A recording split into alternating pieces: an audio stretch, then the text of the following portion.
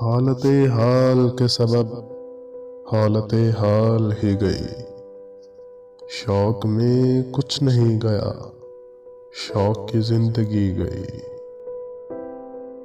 तेरा फिराक जाने जा ऐश था क्या मेरे लिए, यानी तेरे फिराक में खूब शराब पी गई।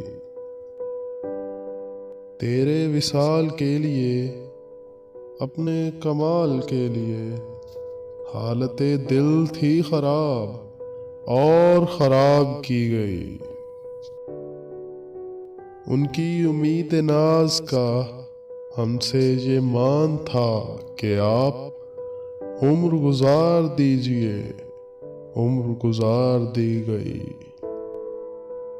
एक ही तो हादसा है और वो ये कि आज तक बात नहीं कही गई, बात नहीं सुनी गई।